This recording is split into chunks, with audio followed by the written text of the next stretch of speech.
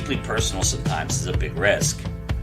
Taking something personal sometimes is a big challenge. So, is it a matter of removing ourselves? Or is it a matter of wearing a thicker mask? Is it an experience teaches us better opportunity? Or is it a time heals all moment? This is what we came here to talk about with you all today. Then, C.L. Cannon will be along with indie books you might enjoy if you're a fan of The Island by Natasha Preston. And lastly, we have 10 questions that might just get a little too personal. So what do you say we not take it personal? If you like coffee or tea, whichever one works, grab it and let's get to talking about this, things, and more on This Week in Indies with your host, Joe Compton.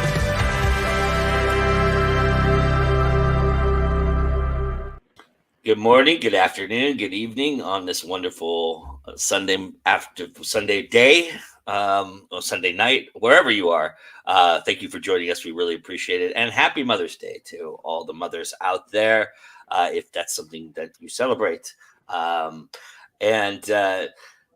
wanted to welcome you to the show. Thank you for joining us. And I also wanted to acknowledge that I am wearing the Howard Marsh t-shirt today for my brother from another mother, my friend and colleague Bob Magoo, this is his book. This is the cover to the first book, Bringing Out the Rain, and it is now available for audiobook, everybody. So if you were interested in a redneck wizard with a crippling meth addiction, then you have the right book, because that is what it's all about. And it's a lot of fun. It's a great fantasy book. So everybody go check that out. Shout out to my man, Bob Magoo. Excuse me as I lose my voice. But we have a great show for you today. And we've got a great panel, as you can see here, by the wonderful people right here. Let me actually get this better situated. There we go. So, I can feel somewhat superior on top. Or not. But we have a great show, and we've got great people. And as I fumble and just try to get through this awkwardness, let's bring on some more. Let's just have everybody introduce themselves. So, Wayne, why don't you start us off? Hi, Wayne Trammell. I live in Las Vegas. I am the author of 6 novels, the latest of which came out a week ago, which is the grand finale to the Johnny Lycan series, Johnny Lycan and the Last Witchfinder. So there you go. I write historical fiction as well as urban fantasy, and happy Mother's Day. All right. Mr. Nettles? I'm Jim Nettles. I write science fiction, bit of urban fantasy, bit of horror, bit of this, that, and the other. I do a bunch of nonfiction.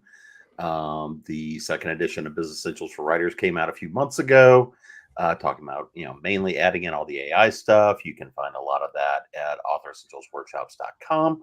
I'm one of the founders over at the Continual Convention and host Creating Prose. And if we get so motivated, I might even talk about the new project that's about to roll out. Awesome. We'd love to hear about it. All right, Jana? Hi, I'm Jana Locke, and my book just got published a couple weeks ago. Yay! Called Somewhere in Minnesota. It's a collection of short stories.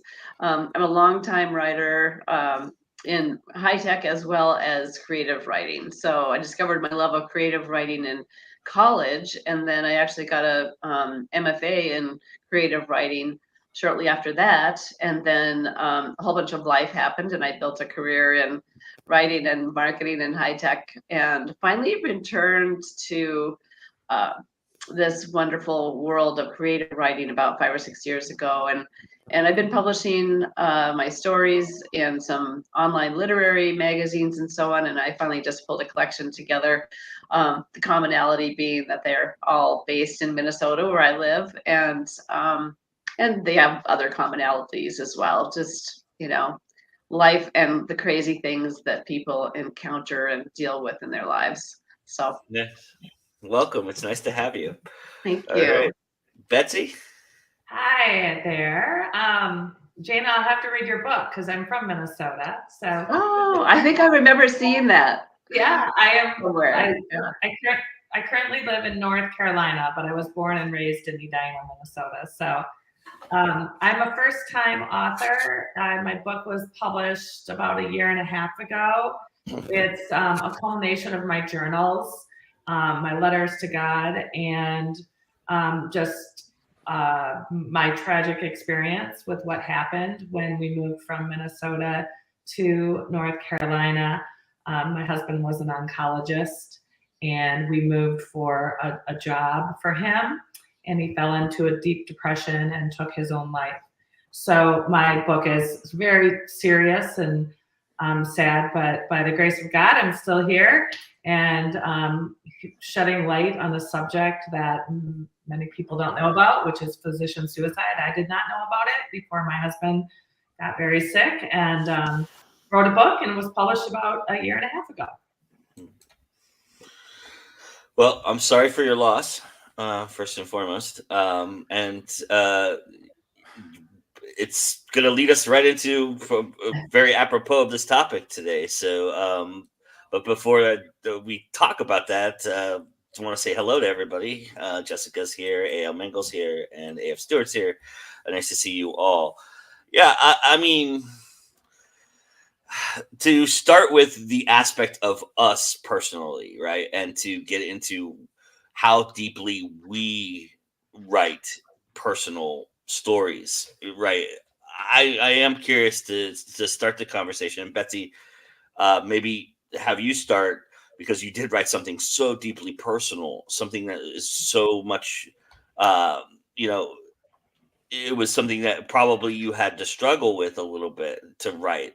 And that's what I want to talk about a little bit with the personal aspect of it. How much of the personal touch did you have to kind of hold back on? How much of it did you just let loose? Was there a point when you decided that, everything was just going to be personal and you were just going to be vulnerable and let it out in the world? Betsy, did you want to start our conversation Sure. about that? Yeah, definitely. I've learned over the course of my life that my vulnerability is a strength. And I have always just been really open and honest about my life in general. And I feel like when you do that, people really let their guard down because everybody goes through something, right? Yeah. In writing my book, it was deeply personal, obviously. I really didn't journal all that much either. It was I felt very called to do so when my husband got sick, and he was only sick for a short period of time. It was 3 months. So I felt the whole thing was super strange, but I just felt this, God wrap his arms around me and say, right. And so I wrote my journals, every single morning, kind of documenting what was going on. And I decided with the book, and I did have help with the book with my editor, because some things that, were maybe I thought important, maybe the reader wouldn't. And so she helped me differentiate that. But I really just laid it all on the line and let the chips fall where they may. And people have really thanked me for that. But I feel like it was hard. About a week before we were going to be published, I was like, oh my goodness, like, what was I thinking by putting this out there into the universe? I'm happy I did. And I've met some wonderful people. And unfortunately, it's a topic that is heavy and hard, but one that I think we need to talk about. So. How about for everybody else? I know that we have fiction writers here as well, but putting your personal spin on your own fiction, did you struggle with that a little bit to kind of manage, what you would share that's personal? I mean, obviously with fiction, it's easier to mask that it's personal a little bit more, but do you feel like there was something that you had to hold back, or did you had to just let go to make it happen?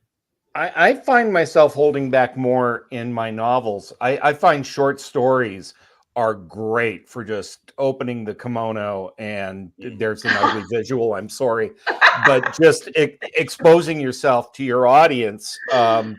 My best received short stories have been the most personal. I got a Pushcart Prize nomination for the one story that it took me 30 plus years to get the nerve to write. So, but I think, the short fiction for me, it's much easier to go deep than it is when you've got to sustain a story and a character for 200 and something pages.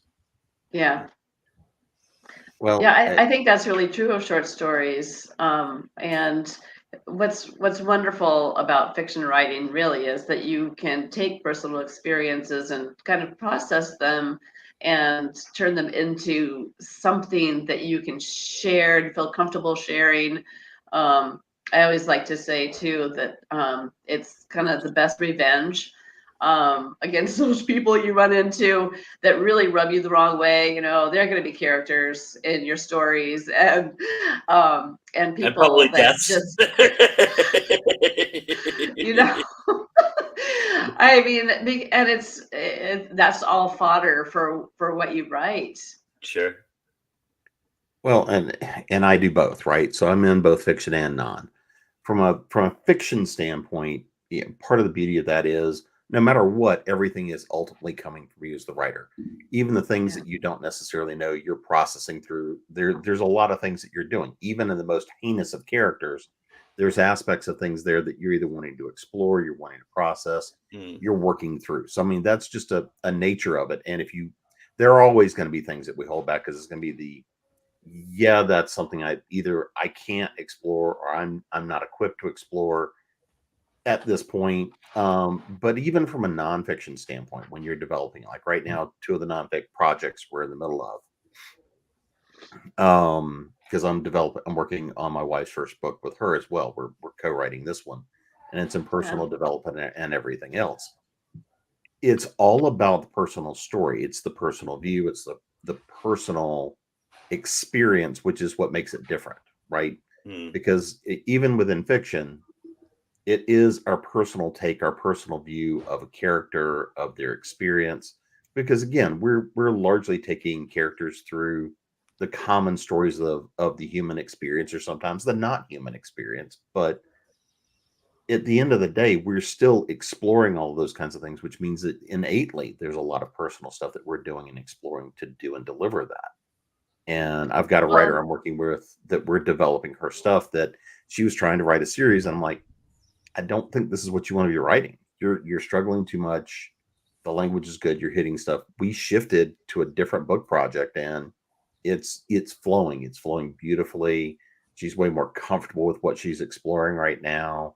And in fact, many of the things that she's exploring are the things that were uncomfortable for her, but she's getting to do it in a very different way. So all of it's personal.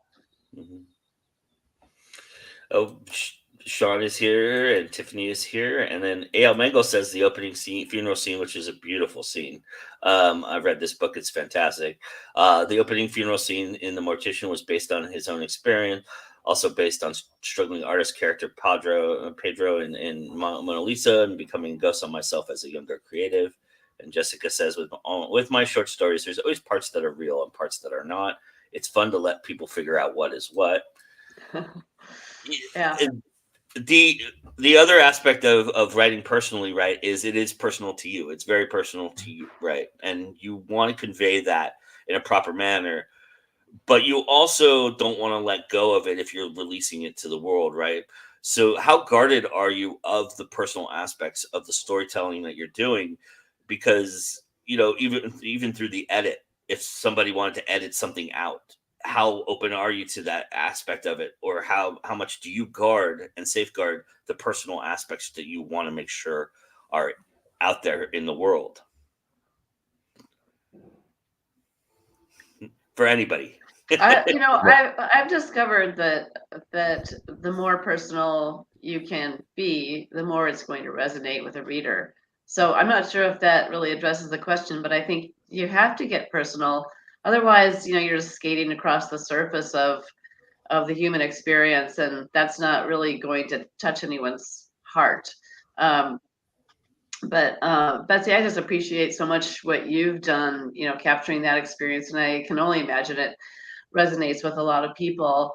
I was just going to share that one of my short stories in somewhere in Minnesota is about depression, and what I found interesting about this is that I went through a period of depression myself, very severe depression as a young adult, and thankfully it's behind me. But I tried to write about that experience for so long in various ways, trying to capture what that experience is like, and I was just not capable of doing it. It was either too personal, or I thought, no, that's not quite right.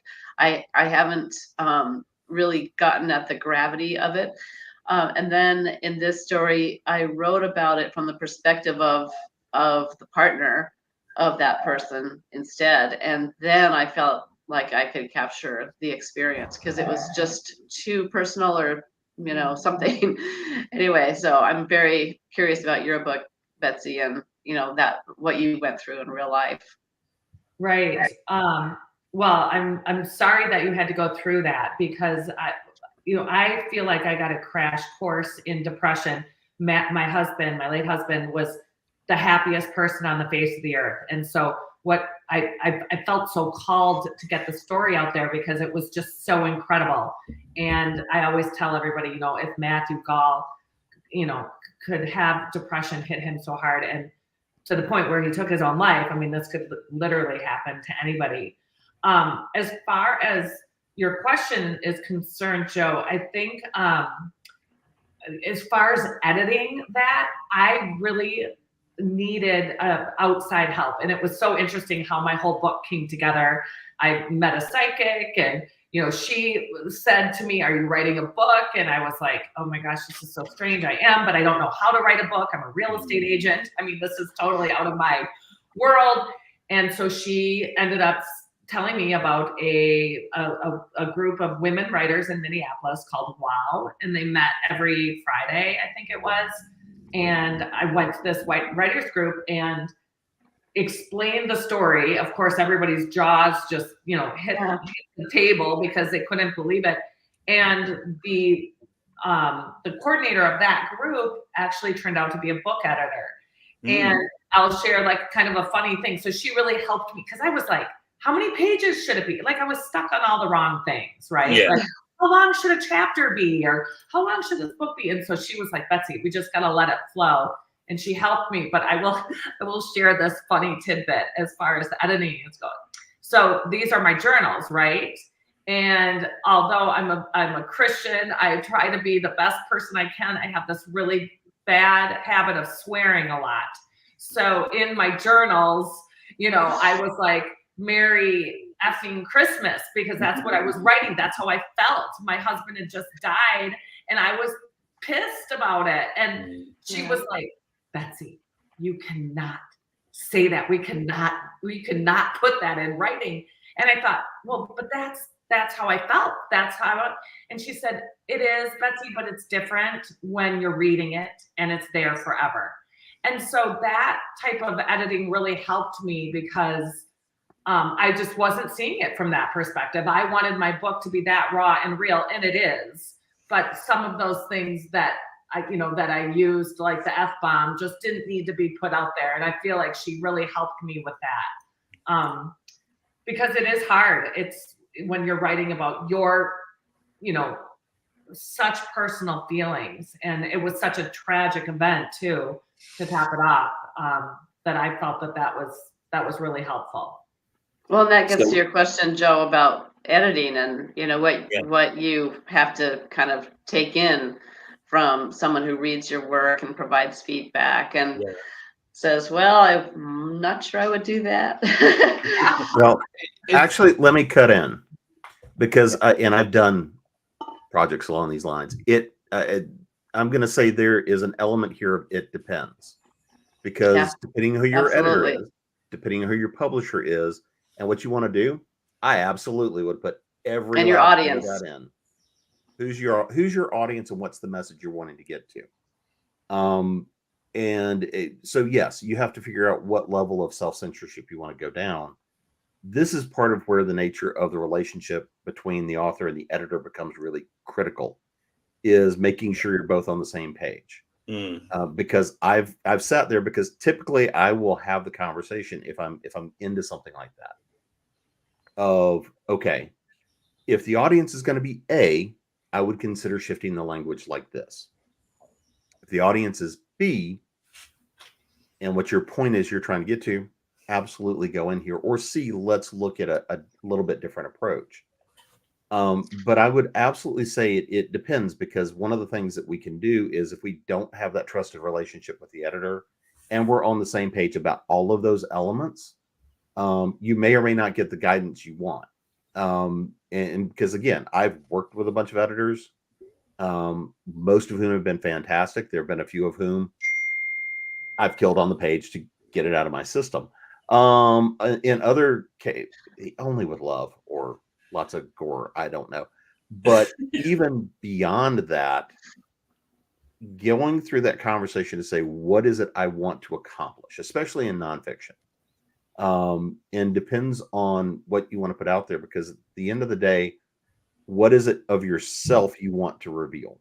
Because, again, it's one of those things that generally, I'm very much about how sparse or how frequently you use certain language, certain words, things like this. But the rawness of it, and depending on who you're trying to reach, to me, would be one of those things that you'd have to contemplate, and the audience and the message you're trying to deliver would be, to me, where you would answer that question.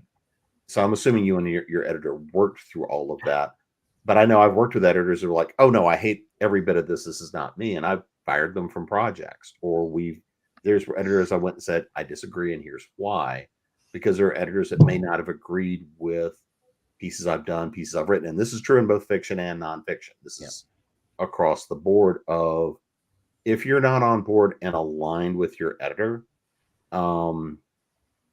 like there's a piece and it's young adult, and she looked at me and she said, this is one of the creepiest things I've ever written. And this is a horror writer and a horror editor. And she says, and here's how we're going to ratchet this thing up. And I mean, it's a beautifully done scene.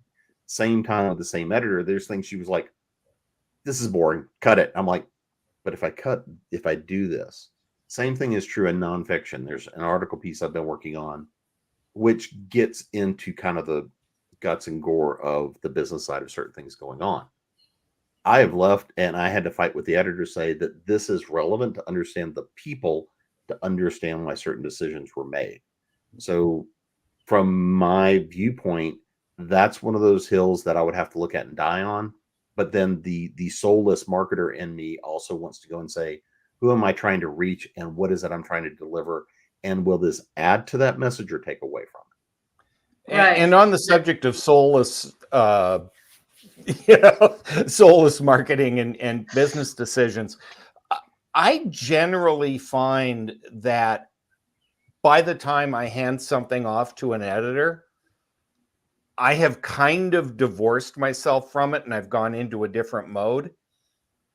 So when I've written something, I don't take the feedback personally. Now I'm in the how do we make the work good mode.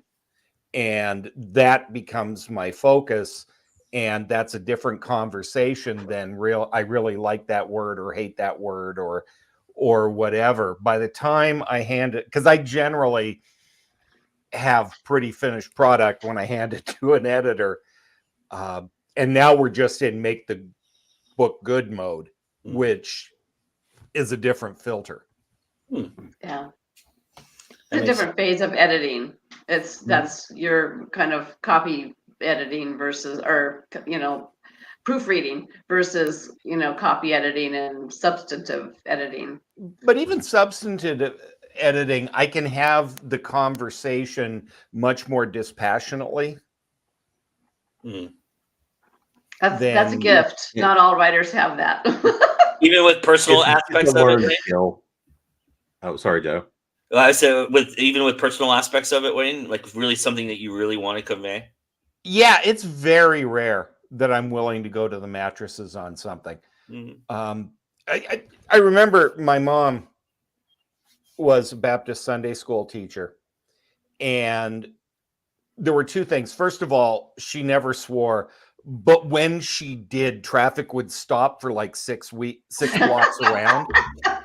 Right. Which gets to Jim's point about, if you do it all the time, it loses its impact, power. whereas you pick your spots, right? But she said the same thing is also true when you're working with somebody. If you fight them on absolutely everything, it's a different thing. Whereas if you're very cooperative and you're going along and you're willing to accept their feedback and do it, and then you dig your heels in on something, there's a much better chance that you're going to win that fight.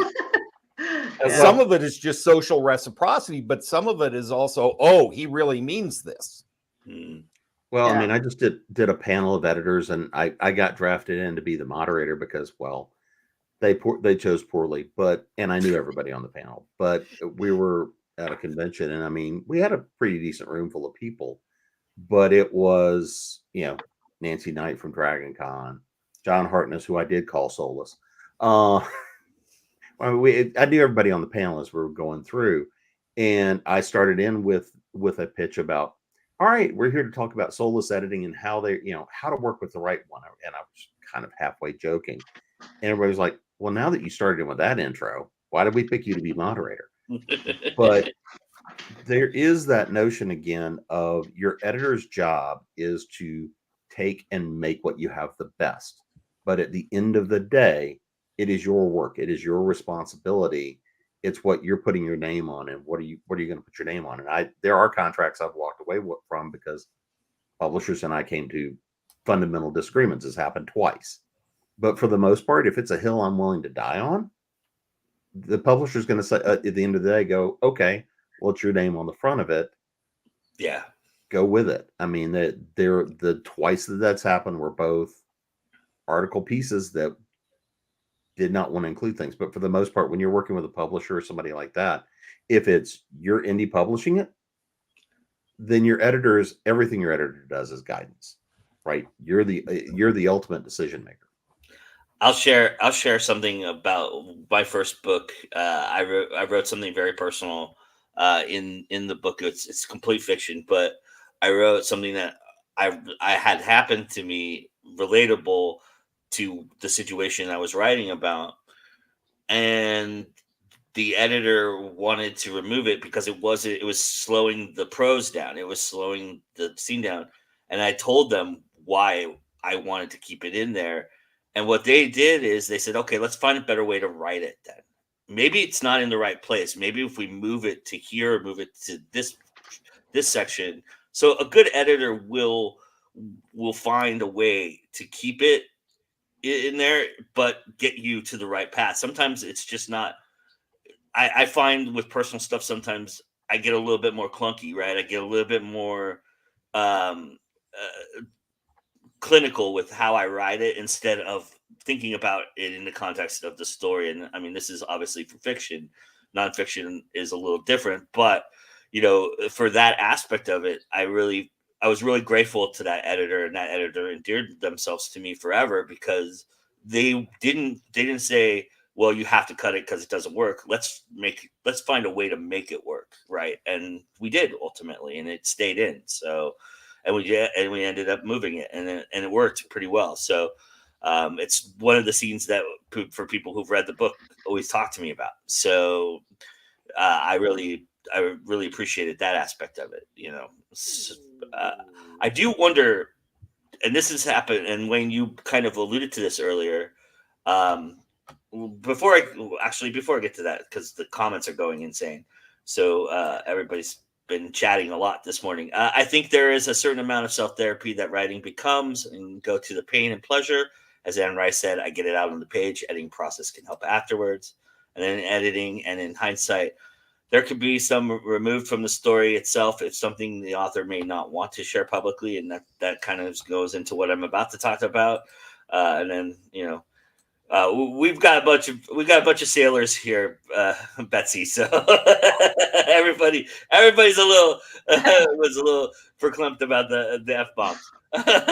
My editor drops all sorts of F bombs, but for Jessica, interesting, Jessica, because I think time period also plays a part in how you would write certain things too. And Jessica writes in historical fiction, so that often doesn't lend itself to cursing. The goal is to make the best piece possible. Fighting the editor is not going to allow that to happen. I disagreed with an editor one time. Yeah, but knowing that editor. And then I wrote a memoir about a rare metabolic disorder that threatens to destroy my mind and central nervous system if mismanaged. I wrote it like a story, although it's true. I was hesitant to include a lot of the pitfalls, but writing it, I felt so much better about it all. Everything wound up just staying in the story. And then I noticed for me, the clunkiness creeps in the more personal bits I'm writing. And then because it was necessary for the journey was the conclusion of that. And Jessica says, absolutely. And when you alluded to this, but how has there been a moment when you had something personal you wanted to say and you just didn't know how to say it and you didn't know how to write it? And I mean, obviously, Betsy, you also said this, the whole book for you, but was there something that you ended up shelving because it just didn't work? It didn't go through it. You couldn't find many times. Well, absolutely. I think there might be a time and place for some of these things too. Sometimes they just have a longer gestation period than others, and they might kind of simmer away for 5 or 10 years sometimes, and then finally, through some character or some way of writing, it comes out, and then you have that aha feeling that you finally captured it. It's funny. My mom passed, Lord, 30 years ago or so. And my dad just passed 3 or 4 years ago.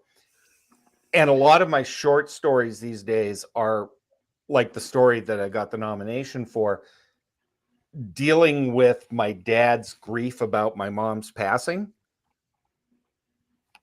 But I couldn't have written that story 30 years ago when the wounds were that fresh. Right. It's taken a year, and it's taken me getting to a certain age. I'm writing a lot of stories about old guys losing their wives lately. My wife is very nervous.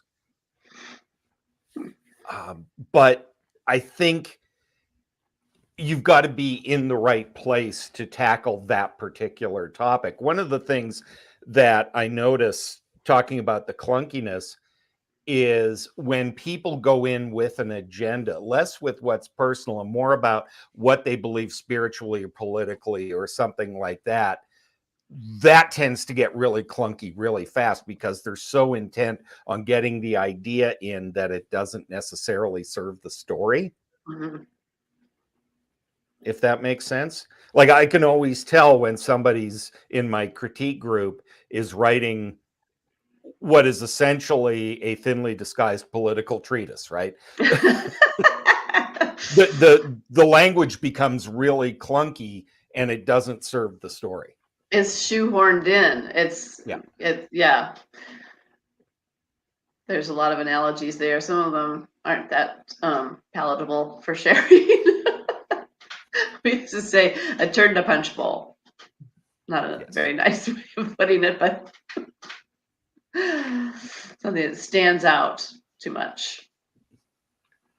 How about for you, Betsy? Was there something you left out that you couldn't make work? Not really. I really put everything on the line. I have to say I am happy that I listened to my editor on that certain point.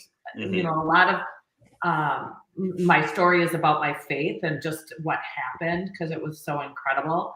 So I am glad that I listened to her, but I really put almost everything in there. I didn't really hold back. I will say I hated writing the book, and people ask me that a lot, and they say, it must have been so cathartic and so helpful, and it was.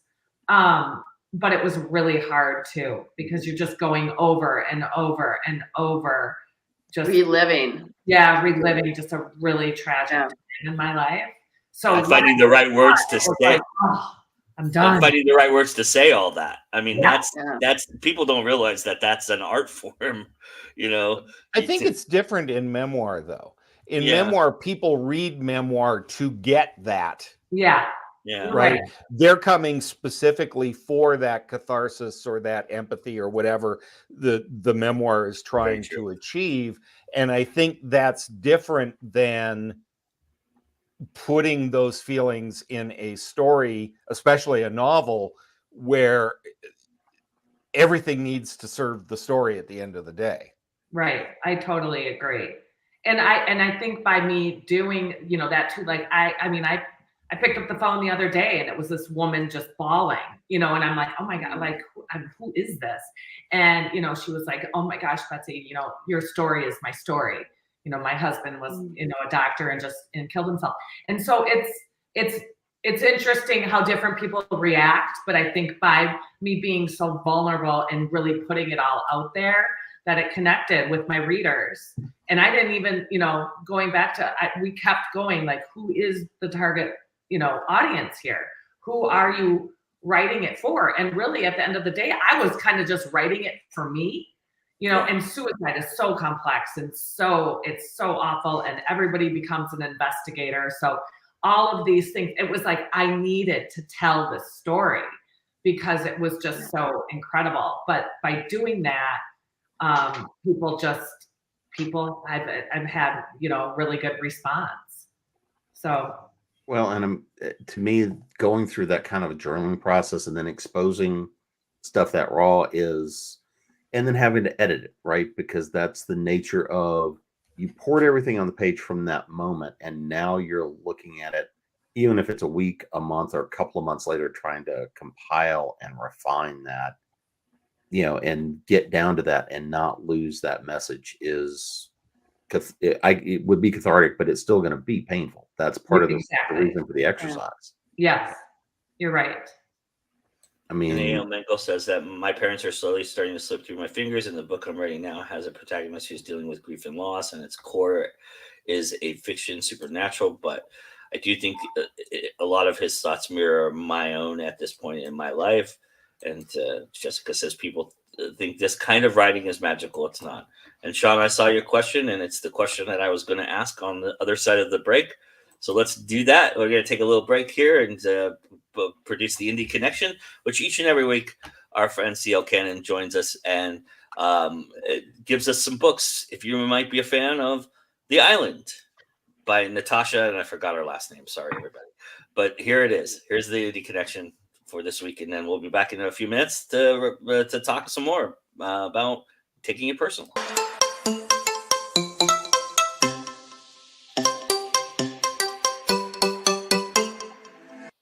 Hey guys, C.L. Cannon here from Fiction Atlas Press, bringing you another Indie Connection. Today I'd like to tell you about some indie books that you might enjoy if you're a fan of The Island by Natasha Preston. The first book I have for you is called Revenge Island by Axel Blaze. What began as a lavish private island getaway for a group of wealthy thrill seekers quickly descends into a waking nightmare of psychological terror. As a group of friends is brutally slaughtered one by one, the remaining survivors find themselves forced to confront not only their sadistic tormentor's depravity, but the yawning inner darkness threatening to consume their own fragmenting minds. Trapped between a desperate struggle for survival and a shadowy force determined to shatter their sanity, they spiral deeper into madness with every calculated torment. Allies become threats, truths mutate into lies, and their only certainty is the island's ever-tightening grip. Can they escape this inescapable hell with their psyches intact? Or will the killer's sinister games claim their souls for the abyss, dragging them into a point of no return, where even the greatest of horrors await? In this battle for survival, the greatest enemy may be the darkness growing within themselves. The second book I have for you is The Girl Who Knew Too Much by Tiffany Brooks. High school senior Riley Osment is desperate to change her reality after making a fool of herself on social media. She needs to do something drastic to repair her social standing, like trying out for a Survivor-style reality TV show. Suddenly, Riley's dropped onto a deserted tropical island with 19 other teens competing for $1 million and a rumored treasure lost on the island. But that treasure has a history. A local curse says that 7 people need to die before the treasure can be found, and 6 hunters have already lost their lives in the search. Now the question is, who will be the 7th? The third book I have for you is called Monster Island by Katie French. What if you woke up on a deserted island to the sound of screaming? There's a note in your pocket. Pay for your sins.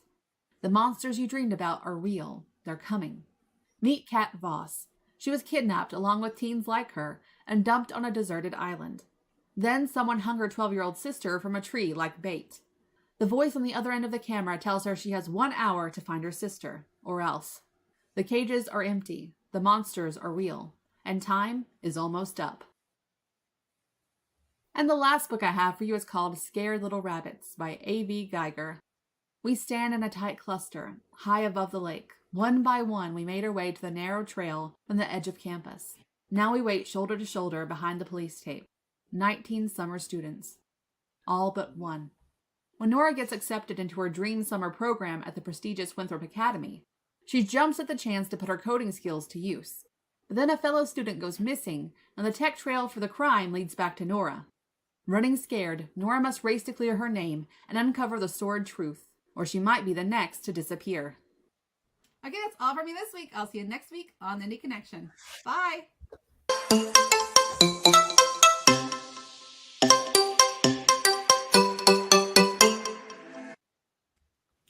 As always, thank you to C.L. Cannon for that wonderful Indie Connection. Everybody go check out those books and get yourself enthralled with some great fiction there.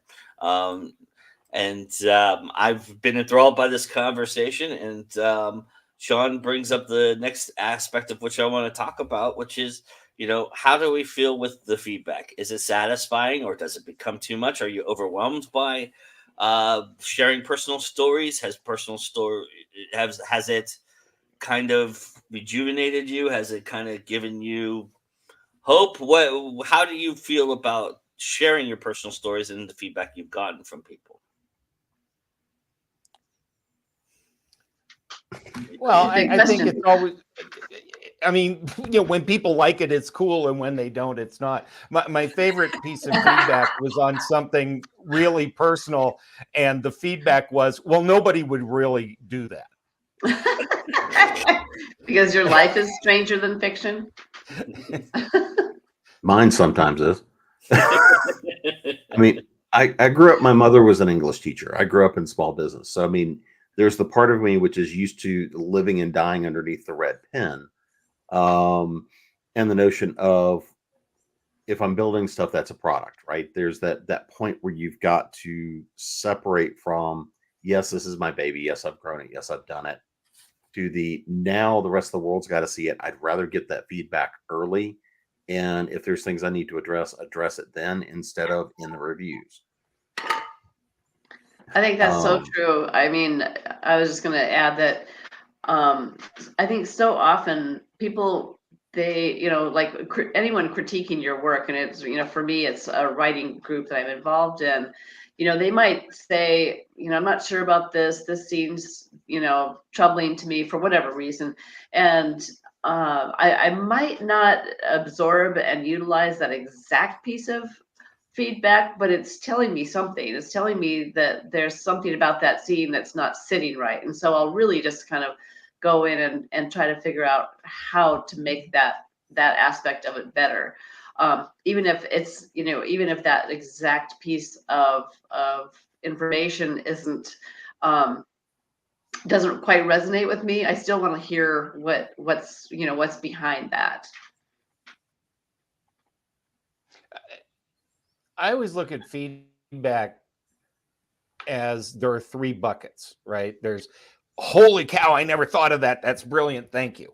And that's a very small bucket, but it exists, right? Yeah. And the second bucket is a pretty big bucket, which is, like what you were just talking about, Jana. It's like maybe the exact feedback isn't resonating, but there's something there and it's worth pondering and you got to think about it.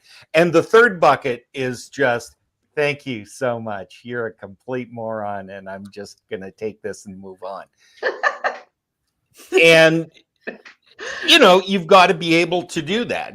People are going to give you feedback that is either wrong or, not hitting the mark or whatever. And the hard part is knowing when to give it careful consideration and think about it, and when to put it in that scrap bucket. Yes.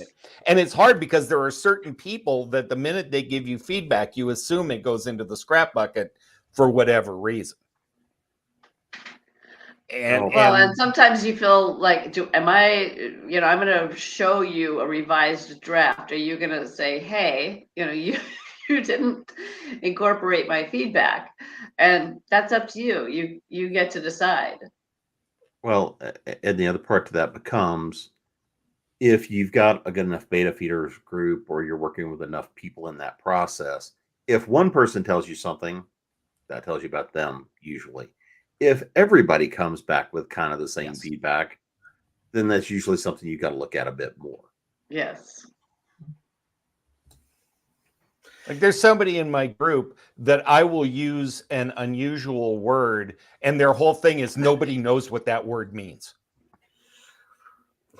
And this is when you elevate the people you're talking to and say, go look it up, right? And my desire to lay hands on that person has to, we've got to deal with it, right?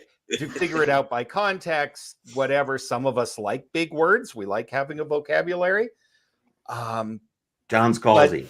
But everybody says that, right? To Jim's point, if several people say that, including people who normally wouldn't tell you that, now you got to think, well, maybe that's true.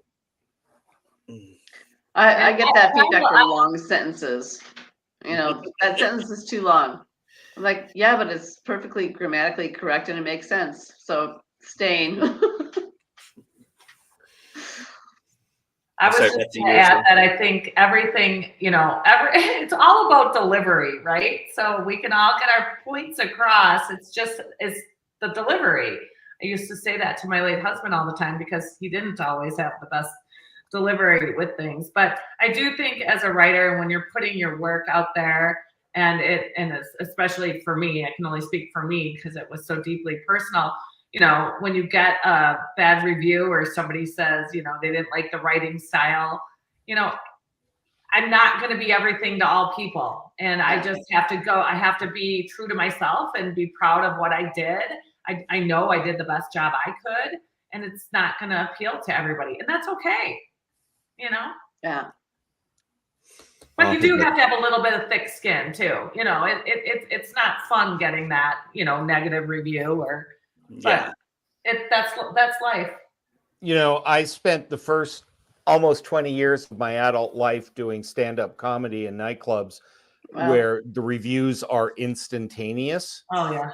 And so I developed the calluses on my soul very early to be able to accept the feedback. And it's so important. That's where you kind of run it through that filter of, which bucket does this feedback go into? Yeah. Right. The drunk guy who just didn't think you were funny doesn't need to be listened to. Somebody who said, oh, I like this or I didn't like this, that's something I can hear and actually work with. And as writers, one of the things that we frequently talk about is, if you really want to figure out how to deal with a lot of this, is learn to do improv. Going out and doing improv classes is extremely helpful because it teaches a different way of communicating. It teaches you how to interact with an audience. It teaches you how to take some hits. But it also does teach you a lot about how to tell the story. All right. So I'm going to do a little magic here and cheat a little bit for you all today. You all get a special treat today, being that it's Mother's Day, and my mom often does this, so I'm paying tribute to my mom in a certain way by doing this for you all today. And that is, I'm going to take one of my 10 questions out of the conversation, out into this conversation right here. So you only will have to answer 9 personal questions for me today instead of 10. Well, actually, you're answering 10, but technically not in the context of 10 questions. So I am non sequituring into one, putting a question in front of when we do the 10 questions. So basically, you're answering this question and then only going to answer 9 later. I know it's weird, but just bear with me here. I'm curious, you know, when you first pitched your idea or you pitched your book to someone, how much of that became personal to you? How much did you want to convey the personal aspects of it? Did you want to, is that something you honed in on? Was that something that you were really adamant about, or did you hold all that back and just try to pitch a story? All right. So just having taught the pitch and query class again recently, it's keep it succinct, keep it what's relevant. Okay. So you didn't, so does that matter? Did you Have I included the personal aspect? Sure, when it's relevant to the work. Mm-hmm. Is it knowing your audience too a little bit? Absolutely. You know, the big things are who is it targeted to? What should they get out of it? And how, and this is one of the line items we put in there. Make sure that what you're putting there is relevant to the story, the piece, whatever the case is when you're doing the pitch. So if it is, you know, for example, comedy horror, there are aspects of my life that probably fall underneath that. But I mean, the personal aspects of that are relevant are my writing career, what I've published, everything else. If I'm writing something that is going into a business or a technical journal or something like that, then my personal experience is relevant. So for like Betsy, absolutely that would be relevant to me and would be one of the things that we would put in that pitch and query. But then again, I've been a writer for too long, so I'm soulless and heartless and dead, shrunken, not in the middle. And I think for me, the challenge with the Johnny Lycan series, because there are 3 books in the series, was it was such a radical shift from my first 3 novels. My first 3 novels were historical fiction, which has a certain panache to it. People are all impressed because you do research and stuff. And then all of a sudden, I was trying to convince them that this book is worth reading. And oh, by the way, it's about a detective who happens to be a werewolf. And, you know, mix that with my nonfiction, the Venn diagram of people who care about my business writing and Orphans in the Crusades and werewolf detectives is a very, very thin slice of humanity. So trying to convince them that it's written by the same guy, and if you like this, you might like this, and give the story a try. That was kind of a hard conversation to get used to having, because I was kind of apologizing for the new book. Jumping into a new swim lane. The smart ass in me is just like swat it on the nose with a newspaper and keep going. You're not wrong. I mean, Sorry, Betsy, how did you hone your pitch? Did you feel like that took some time? I mean, you mentioned how hard it was to write the book. I can't imagine how hard it is to pitch the book. Was that to me? Yes. Oh, I'm sorry. Well, I didn't really pitch the book. You know, I found my editor, and then she, you know, I self-published. So I wasn't. I mean, the publisher at the end of the day, you know, it needed to fit within her genre, but I didn't really pitch it, I guess. So I'm probably not the best person to answer that question. Well, I mean, you're selling it though, right? So pitching it to an audience, have you honed that pitch? Well, that's funny too. You know, like I said, I felt called to write it. And so then I kind of felt like I did that. And so I just put it out there, and I haven't, you know, the only marketing I have done is just myself, and just recently hiring my publicist, but it's such a specific topic that I have found more people have found me just by having it out there. And, I do some public speaking, like the big hospital systems and physician groups all over the country. So it's a weird, I feel like I'm in this like weird little niche market because it's so specific, How about for you, Jana? Did you find honing your pitch was a very personal aspect of it? I will let you know after I pitch my next book, because this one, like Betsy, I did not pitch this book. I worked with an indie publisher who's a hybrid publisher. And so I did essentially pitch it, and the publisher was excited about the book and read some sample stories and loved them. And so that was kind of the extent of my pitch. So I have to kind of figure out the real world tactics. So might have to attend your class on that, on how to do that. So nice. All right. Well, I mean, at the end of the day, we write personally. It's very important to us. We I think it's okay to take it personally sometimes, but also as Betsy alluded to, thicker skin wins out, and you develop. It's part of being an artist, right? That's the part of being an artist that you really have to learn how to navigate. It's just not to try to take it personal, right? Even if you it's okay internally to do that, but maybe absorbing it and letting it go away is there a trick to you all having a thicker skin? Is there something you can share with the audience that maybe they don't know if they're struggling with that aspect of it, to kind of to develop a thicker skin? I just think that you really can't be what I call a banana skin, easily bruised, and be successful, because what's happening is, in that case, is you're taking it on as if it's personal when it's not, and you're also not able to kind of filter through. I like the 3 bucket idea. That's just wonderful, because there are things you can use and things that you can't, and some of it's just, wow, this is great, and that's a nice little pat on the back. But it really, you have to kind of get your ego out of the way if you really want to write great stuff.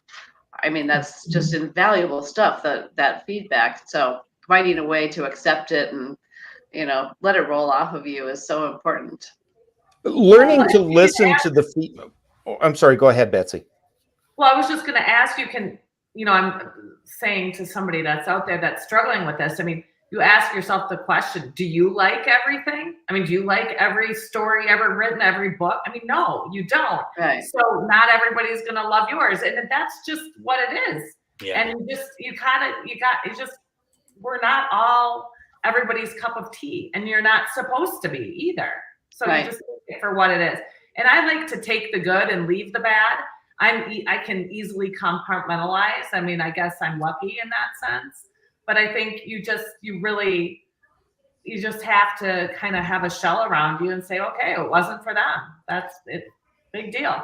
Move on. I think the most important thing, and this gets back to what Jim was talking, I think Jim said it about improv, is that notion of shut up and listen and assess the feedback.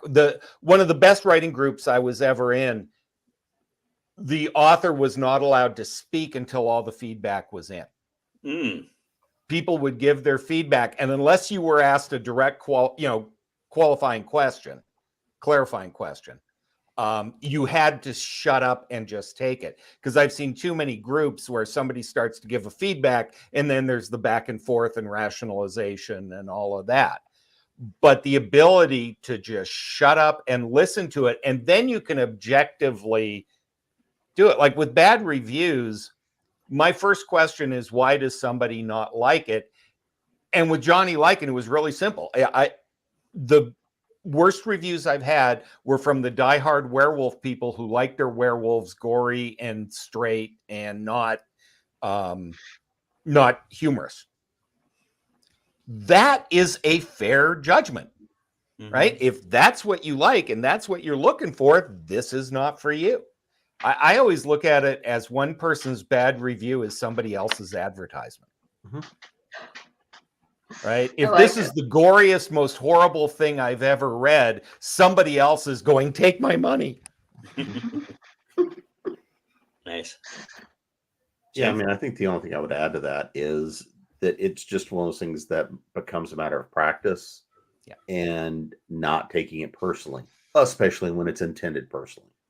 The hardest part I think most people run into is learning to swing the band hammer. I mean, it's one thing to get it in person, at events, if you're speaking, if you're doing things live, it's a little bit harder, but the majority of the stuff is online. People will love to tear things down. People love to give negative feedback because it's easiest to go tear down the things that may cause us discomfort, triggering, whatever you want to call it.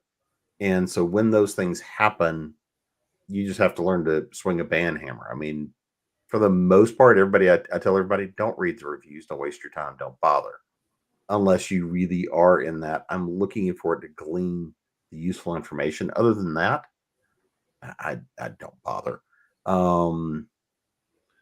But really learning to build up, and some of this is just a matter of the time it takes to take a few hits here and there and build up the calluses, as Wayne was saying. It's that notion of, like Betsy was saying, no one thing is going to touch everyone. No one thing is for everyone. You only have to care about the people that you really are looking to reach out and try to reach. Other than that, to hell with the rest of them. Yeah, I mean, you don't like it? Oh, well, what can I say? Steven. Betsy and Jana don't know that I try to include that picture in every episode of my show that I can. So it's been a fodder for a very long time. I typically love to use If I had feelings. All right, guys. 10 questions, actually 9. So I'm just gonna go down the line. How this works is I'm just gonna ask the question, and this is what we refer to. And it's just funny he's here right now as the Jim Nettles rule. There is no time limit. There is no timetable. We used to do this with a timer, and Jim Nettles ruined all of that for us because he pontificates, if you didn't know. But I can give a short answer. You couldn't manage to talk well. You can't. It's all good. So anyway, but I'm just gonna go down the line. So Wayne, you're gonna answer first, and then Jim, then Jana, then Betsy, and then I'll snake it back. So Betsy, you'll answer the second question first, then Jana, then Jim, then Wayne, and we just go back and forth till we're all done. All right. So Wayne, what are your personal favorite pizza toppings? I am a traditionalist, even though I come from the land of pineapple and ham. I am a pepperoni and mushroom guy. All right, Jim. Ham, sausage, bell peppers, and onions. Jana. I love a good veggie pizza with some peppers and onions and olives and mushrooms. Nice. Betsy. I would say pepperoni and green olives. All right. I'm going to preface this question by saying there is no judgment here, unless, of course, the answer is Tolkien. But and then you are allowing me to judge you. But what fandom would you say is your most personal, Betsy? I'm sorry, I didn't hear the question. What was What it? fandom would you say is your most personal? Fandom? Mm-hmm. I mean, I guess Widows. Jana? I help me understand the question. Fandom, like, do you have a affinity for a certain book series, movie series? Who am I? What fandom am I a part of? Like, what do I love? You can, yeah. Anything you want. Yeah, I really love literary novels and short stories. Nice. Yeah. Jim? I'm gonna go with Discworld at the moment because I'm rereading the entire series because I'm doing that to myself. All right. Wayne? Probably because this is the world that I've been immersed in for the last 4 or 5 years, is probably Dresden fans. Those are my people. Nice. All right, Wayne, where is somewhere in the world you hope to go to that you haven't yet? Morocco. Absolutely, flat out. I have an affinity. A number of my books have taken place in Arab countries in the desert, and Morocco is very, very high on my list. Nice. Jim? I'm gonna go with Dendera. It's on the list, but haven't gotten there yet. All right. And it's their trip isn't booked, so we'll go with that at the moment. All right. Jada? I am dying to go to Ireland, Scotland, and Wales. Nice. Betsy? I'm looking forward to someday going to Italy. Nice. All right, Betsy, where do you see yourself personally in 5 years? Oh, gee, I hope I'm here in North Carolina and I'm married with my 3 kids. Everybody's happy and healthy. Nice. Jana? Oh, such a good question. One I'm struggling with actually. So I work full time. I love my job. I work in content strategy and in high tech, and it's wonderful. And then my part-time life, my avocation is creative writing, and someday, maybe 5 years from now, I'd like to be just focused on the creative writing. Nice. Jim? Parked on top of my mountain doing nothing but writing and consulting. Nice. Wayne? Having lived all over the continent, they are going to have to drag me out of Vegas feet first. So on my deck, writing my fiction and communing with the hummingbirds. That's where I want to be. Nice. All right, Wayne, who's someone you would love to meet because they've touched you personally? Good heavens. Wow. Someone I would like to meet because they've touched me personally. I've been really lucky in that I've been able to do a little bit of that. I honestly don't know. I'm at the age now where there are fewer heroes. Yeah. You didn't say they have to be living. They don't. Do they have to I be did alive? not. You're hey, if you want to go outside of that realm and say then the person that I would want to meet is Sir Richard Francis Burton, who is the poster child for people who have all the skills to succeed and just can't get the hell out of their own way. Fair enough. Jim? That's a long list, but I would one of the Who's at the perfect top? people that's always been on my list would be Ben Franklin. All right. Just to go pubbing and the Hellfire Club. For me, let's see, living people, some of my favorite writers, Ann Tyler, Anne Lamott, Nice. Alice Munro, and then some who are no longer around, Raymond Carver, John Cheever. There are so many people, J.D. Salinger, just a lot of the great writers that have inspired me. Nice. Betsy? I'm going to go with Jesus. All right. Betsy, what is your most personal prized possession? My most personal prized possession? Jeez. I mean, I don't know if it's a possession, but I guess like my children. Okay. Yeah, that's.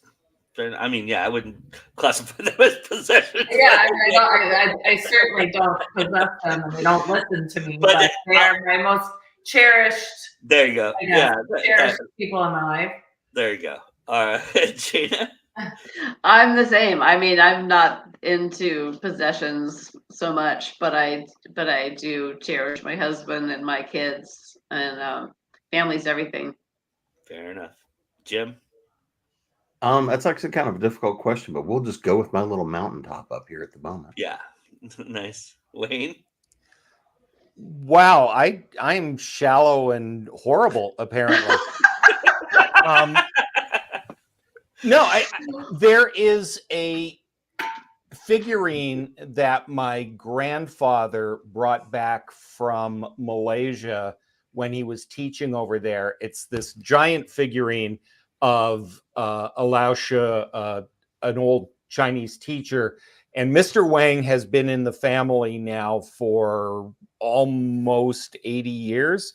Wow. And he sits on the top of my bookshelf looking down here.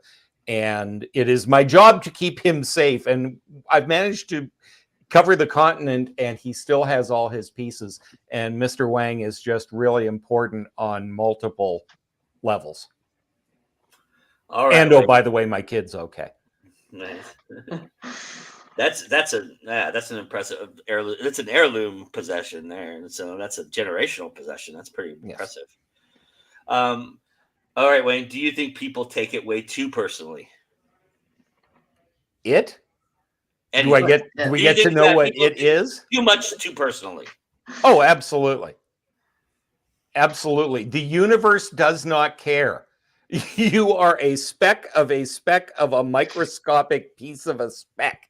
And that perspective allows me to get through a lot of stuff. Jim? Yeah. Fundamentally, I would agree with what Wayne said. But I mean, again, there's that notion of if you are too attached to self and you can't look at what's outside, then yeah, people have feelings. Yeah. Jana? I agree with all of the above. I think we all want to make our mark here on this earth, in this life. And that is important. I mean, we are kind of a speck, right? But we're here to make a difference. But if everyone who steps in front of you and, in line in the grocery store irritates the crap out of you and ruins your day, that's just, life's too short for that. But then you kill them in a book and you feel better. Exactly. Betsy? I'd say yes, I agree with what everybody said. All right, Betsy, how do you personally reward yourself?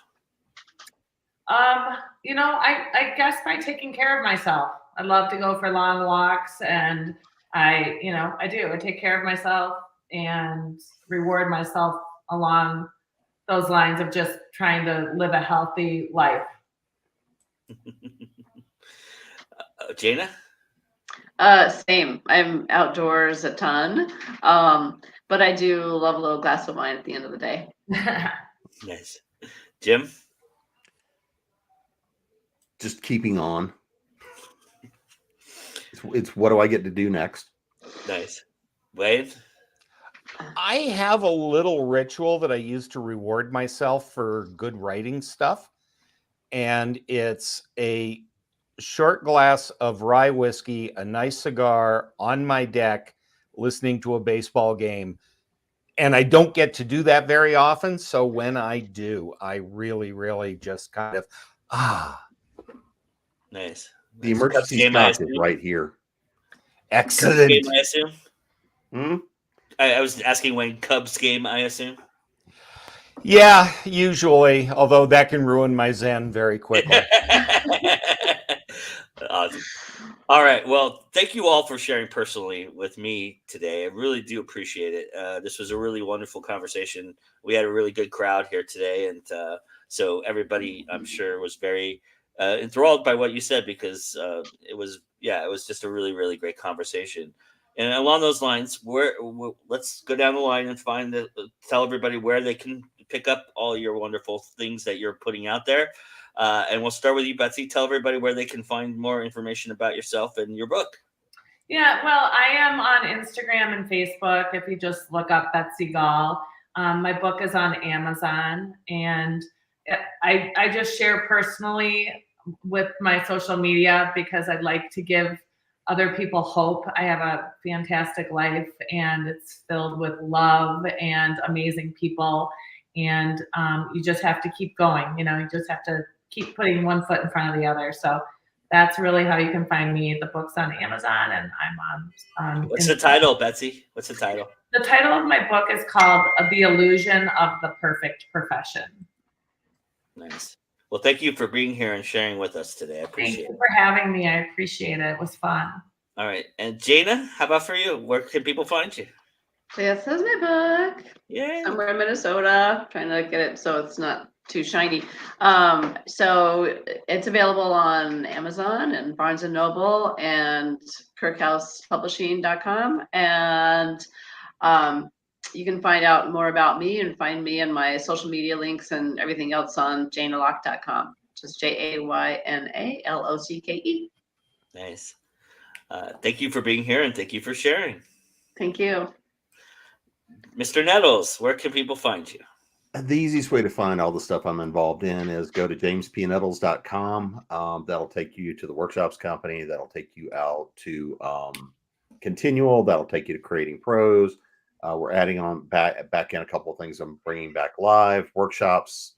The next cohort of workshops will be this coming fall, unless you happen to catch me at one of the conventions and events I'm doing. I'll be at Con Carolinas in a couple of weeks. I know I'm doing a couple of workshops. I don't remember what I'm doing there because it's been that kind of schedule. Yeah, and then Dragon Con is coming over Labor Day weekend. But yeah, if you want to keep up and keep track of things, just hit me there. If you want to grab on the mailing list, basically there's a couple of big announcements that will be coming out in the next 30 days. Let's just go with that. It's always a pleasure, my friend. Thank you so much for being here. I appreciate it. As always, Brother Joe. All right, Wayne, where can people find you in this wonderful books that you've just released? As you can tell, I am shy and withholding and very hard to find. I am on all the socials, Wayne Trammell, author on Facebook, W. Trammell on Twitter /X/Shelon's Vanity Project. WayneTrammell.com is the easiest way, and their books. You can find them almost anywhere you buy books online. Amazon is the easiest. The new book just out May 4th, Johnny Lycan and the Last Witchfinder, which puts an end if George Martin has scarred you about starting series that you are afraid will not end. It's now over, so enjoy. Awesome. Thank you for being here, my friend. It's nice to have you. Nice to be had. And hey, you found Go Indie Now. Congratulations, everybody. Thank you so much for being here. We really appreciate it. Do me a favor, smash that like button, subscribe, do all the wonderful things you do. Comment after the show. Tell us about your personal journey and everything about writing. If you would like to do that, we would love to hear it. And thank you again to my lovely panel and to the audience. You guys were wonderful in the chat. Thank you so much for engaging us and asking wonderful questions and giving wonderful feedback. We really appreciate that each and every week. We are here every Sunday at noon Eastern for This Week in Indies. We are also got a bunch of stuff going on. I start my Spotlight on the Multiverse series tomorrow at 6 p.m. Eastern, where we take a look at one of my favorite places to be in October, which is the Multiverse Convention. And we talk to people who are involved in said convention throughout the course of the next couple months. And then we also have First Time for Everything, which is Juliet Rose's show about the first times. She has conversations. Wayne has been on the show. And to go check out that episode. It was a wonderful episode. One of the wonderful conversations that she has. She's so good at having these conversations. So check that out. And then we've got more stuff coming along. We have Zero Means You're Dead, our indie RPG show coming out this week. We also have more reviews that I will be doing. I'm catching up on all of my reviews for all of the stuff that I read, seen, and listened to. And those will all be out for indie artists out there. But thank you all, because as you do, it's always time to go indie now, and we'll see you next time. Bye, everybody.